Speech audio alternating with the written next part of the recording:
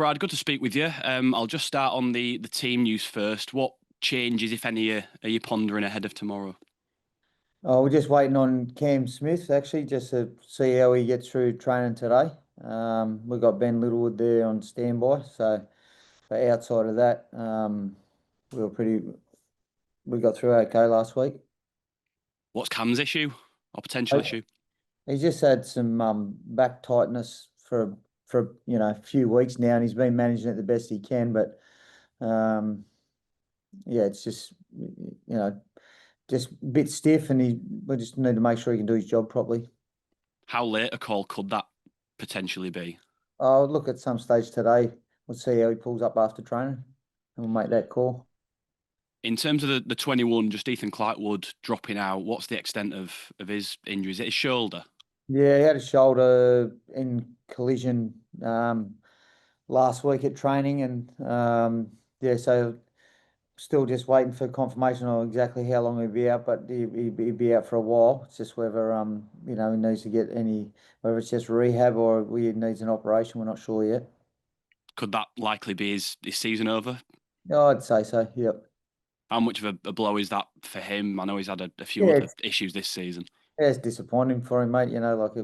He packs up and moves to the other side of the world, and his opportunities have been a little bit limited, and he was getting closer and training well. Yeah, but unfortunately, sometimes our game's a bit cruel, and it's all part of growing, I suppose, for these young guys and how they handle it and fighting back from it from there.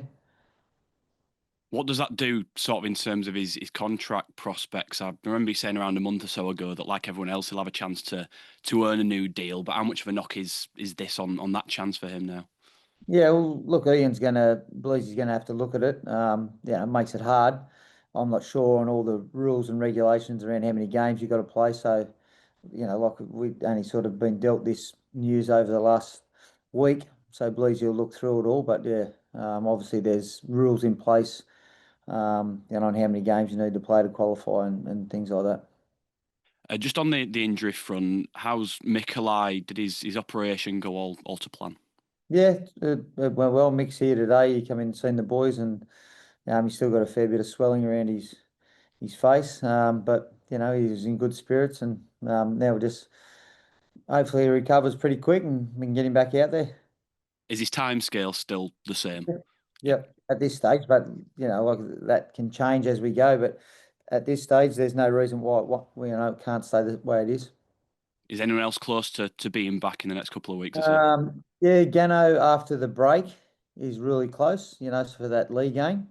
Um, and then a couple of weeks, Jack's ankle as well, like he's back in the frame this week. Um, then after that, you've obviously got Tom Holroyd and Mick, which will be a couple of weeks after the league game. I wanted to ask you just about Presley after obviously his debut on Friday. What's he been like this week? Is he still sort of on cloud nine after that? Yeah, he's pretty quiet, unassuming sort of guy. No, he's just done his job. He's trained like he normally would, and think he handled himself, pretty easily. So he'll get a bit more game time for us this week.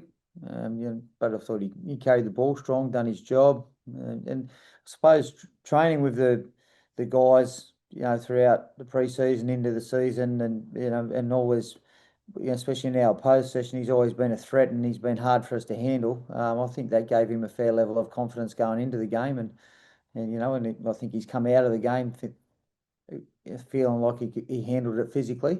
I mean, now he knows that he just needs to get more opportunities and more time and string together some games, and just naturally he should get better once he's more comfortable with the surroundings. I guess it's sort of the acid test, isn't it? Throwing a young player into an actual game. You can see everything they do in training, but you don't know how they're going to sort of cope until they're in that situation. Is that sort of test number one passed as far as he's Yeah, concerned? it is, and you don't know until you put him out there. But then you still don't know 5 games in, 10 games in. Like you got to give him a bit of time. Then unfortunately, sometimes, you only need him for a week or two, and then you tip him out because you got blokes back. But the best way for it to happen for them is to play 5, 10 games in a row, so they get a bit of a feel for it. Then you tip him out, but it doesn't always, work out like that. You get Mikolaj and Tom Holroyd back, well, that makes it hard to keep him in the team. But until they're back, he's going to have quite a few games to put back to back. He's obviously well thought of, particularly when it comes to sort of long term prospects. But looking a bit sort of soon and next season with Sam Lasoni going, is he a viable option as a potential replacement for Sam? Albeit I know he's only played the one game so Yeah, far and he's well, still young. look, yeah, definitely. He is another preseason. I feel like these young guys get better and better, and to a certain stage, even the senior players. But the more preseasons they get under the belt, the more, the quicker they can progress their careers. But so he'll get another preseason, and he's best footy's still a long way ahead of him, especially playing in the middle. It takes a bit of getting used to there. Doing it week in, week out. But there's no reason why with another preseason, he can't be a bit further advanced next year. Just looking ahead to tomorrow, then, what's your sort of read on Wakefield at the minute? Yeah, they're a good side. They're worthy of like being in that hunt for the top six. They're a threat with the ball. They've got a good balance. That they carry nice and direct when they need to. They shift the ball well. So they're a good side, and they're not afraid to ask plenty of questions with the ball. So. Defensively, we're going to need to make sure we're nice and connected, and make sure that we've got our concentration levels are really high in defence. You won each in terms of games as well this season. They've both been pretty tight contests. So Yeah. you're expecting a similar one tomorrow Yep. night. Yep. Yep. That's what we're preparing for their home ground. Obviously, the start will be important to both teams. And both games that we've played so far they've been in the balance. With 5 minutes to go, and could have went either way. And just finally from me, another milestone this week, Rhinos' 350th Rhinos game. Just a word on him and sort of what you've seen from him this season, what he's added and what he's like to work with. Yeah, it just feels like we're talking about the bloke all the time, doesn't it? With the amount of milestones that he's bringing up. But I'll probably just repeat what I've said previously, is that he's so professional. He's a good example for the young guys. He's a good example of how you actually get yourself to play 350 games for one club, 500 games, 500 plus in overall career. It's just because of the way he's professional. He looks after himself. Then he's easy he's certainly very important and integral to our squad, because guys like him and Callum and the senior players, when you can spend not so much less time with them, but you don't have to worry about them as much with their performance. It gives you more opportunity to try and grow the guys underneath them. And I appreciate that most of his games were before your time at the club, but do you get an essence of how highly regarded he is by the fans, just being sort of around the environment? Yeah, you can see it. And we watched another little highlights reel of him again today, and he's just things that he was doing a long time ago, he's still doing now. Boys are into him. He might have been a bit lighter and faster, a few years ago, but he's still certainly an integral part of this team. Apparently, Max Simpson and Ned McCormack are back in Yeah, training. No. if we had a reserves game this weekend, they'd be right to play. So it's now just waiting for the next opportunity for those guys. But the good thing about it is they just get an extended period of training, and to make sure that they are ready to go. That's handy, isn't it? With another outside back, Ned McCormack.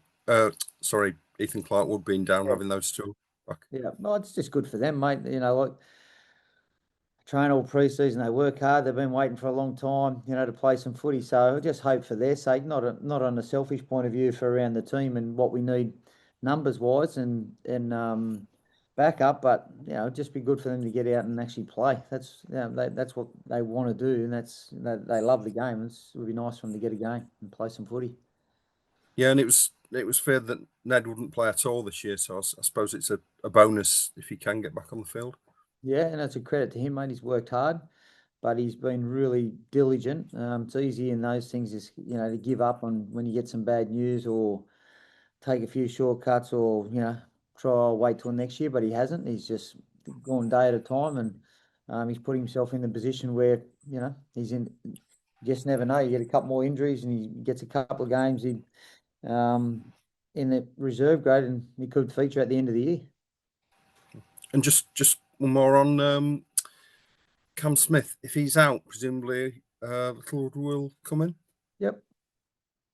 You'd be looking forward to seeing him Yeah, get another one. give him a game last year, sorry, and he done a good job. And look, again, another guy that was sort of knocked down in the preseason with a hamstring, and then it was a long one, and he's worked hard and stayed patient with it. And you like seeing these, like seeing guys get injured to give other guys opportunities, but it just happens. It's part of our game, and it's good when you've got these young blokes who have they're sitting there waiting, biding their time, and they get a chance. You can move 8 points clear of Wakefield with a win tomorrow. Just how significant is this game? I think all these games now, towards the back end of the year, they're all pretty crucial, the 2 points. Like it's important that you play well and your performances are really strong. And we focused a lot on that throughout where we're up to now, performance based and making sure we're building performances that resemble how we've trained and what we want to look like and how we want to be, and, being reliable. But now over the next month, like the result is pretty important. And sometimes it's not always how you go about it and how you get it, but the result is pretty important. And then, those last couple of weeks, you just got to make sure that you're right on top of the result and your performance. But results are pretty key for a lot of teams and still in the hunt. It'd be a pretty handy buffer, wouldn't it? 8 points with 7 games to go. Yeah, look, it'd be great for either side. The result, and like I said, buffers and points, but all the results are pretty important and crucial coming into this end of the year. As a coach, do you build up the importance of these types of games, of 4-pointers, or does that just come organically?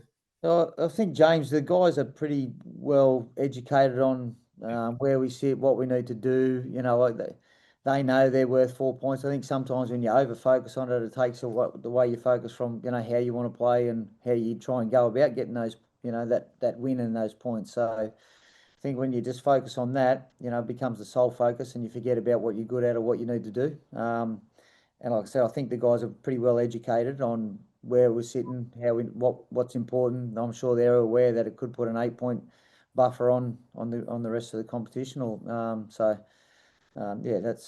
We're just focusing on like actually chasing a good performance to get that result that we need. And you get a week off after this, don't you? Is tomorrow about emptying the tanks? Yeah, it is, mate. Yep. We've got a front load and really go after it, and we can't. It's a long time to sit around and wait for your next game to have any regrets. So we need to make sure that we leave everything on the field. Similar to them, they're going to be in the same situation. And it could be quite a hostile atmosphere down there. You're looking forward to getting stuck in down there at Belgium. So watched a lot of their home games. When I went to one early in the season, and just to get a feel for it. And yeah, it's going to be the support's going to be right behind them. But that's up to us on what we do about that. Are you enjoying these West Yorkshire derbies since you've been here? Yeah, it's good. Didn't realise, how much they get built up and how important it is, and starting to see it. And it's exciting. I think it adds to the contest for the players, but also gets both supporter groups involved, and just helps grow the game, I suppose, doesn't it? Like if I want to see this. I was just wondering what you've made of Alfie Edgell, how he's performed in the little run of games that he's had. Yeah, good, reliable. Again, another, one of these guys. I keep saying the same things. They're sitting around waiting for their opportunity. And I said this about Alfie last time round. He was having a good preseason, got struck down by an unfortunate cheek injury, and when he's just done all the right things at training, put the team first, and then he got an opportunity and he made sure that he didn't want to let it go. So that's what having a good depth and strength of the squad does. That makes them all be hungry and makes them all stay ready, so that when they get a chance, they want to perform well to make sure they don't give their jersey back to someone else. How's Riley taken that situation on the flip side? Well, look, again, he's training well, and he's now waiting for his opportunity. And even if that comes, he'll make sure he does his best. And like I said, it's good for the club that you've got healthy competition. And Riley, we weren't expecting him to get 15 games out when we sat down in pre-season, but he has, and it's all been a learning for him, and he showed that he can handle it, and he's done a good job. He's got a few things that he needs to go away and work on to to put himself back in the frame. Is there much between them at this moment in time, would you say, in your mind? Oh, it's not a competition, mate. Look, between them. I just, Alfie's doing the job at the moment, and when he's not, then we'll look at maybe an opportunity for someone else. But at the moment, Alfie's doing a really good job, and he's our winger. I guess that's just the depth he wants in every position, isn't it? Even with a season-ending injury, you've still got competition. Yeah, you need there it. with other wingers. You need it if you want to be playing those important games at the end of the year. You need to have good depth, and you need to have hungry players that want to be part of the team and be part of what you're trying to build. How do you think Ash has gone at centre this season? He's obviously kind of been thrown in there at the start of the year. Just how do you think he's gone in that new position? Very, very good. I was just talking about him today. I think he's gone very good there. It's tough to been playing on the wing. I'm probably a bit surprised that he hasn't done a bit more in the centres. Like you look at his skill set, some of the opportunities that he's created for guys on the outside of him. You can give early ball to him. He can create opportunities for himself. He can offload the footy. He's got a kick. I just think he's wasted on the wing. He's a very good winger, but I feel like he's wasted. And defensively, he's got better. He's nice and calm. He's handled it. It's hard to go from the wing to the centre. It's just it's a different role. And a few times throughout the season, he's got caught out a little bit here and there, but he's a quick learner, and he's kept it nice and simple, and he sticks to his principles there in defence. And I think he's done a really good job, mate. I think he's been one of our better players, and he's become very reliable with his leadership and how he's performing each week. Do you think that's kind of his long-term position moving forward then? Well, look, for me it is. Yeah, I think he likes it there, but he's also like he'll do whatever's needed. But at the moment, like we're living in where we are right now, and he's happy there. We're happy with him, in the left centre. And it was good enough for him to get into the England squad as well. So it also gives him another option there that he can also be handy for those guys because he could play centre or wing. Yeah, I was just going to ask about Test rugby in the Ashes. Do you think he's kind of got not the minerals, that's the wrong word, but do you think he's got the ability to play centre at Test level? I do, but I think they've got a lot of good centres there too. So I don't pick the Test team. I worry about these guys and trying to create opportunities for them to get themselves in the frame there. And once he gets himself in the frame, well, it's up to him from there. But he certainly wouldn't let anyone down.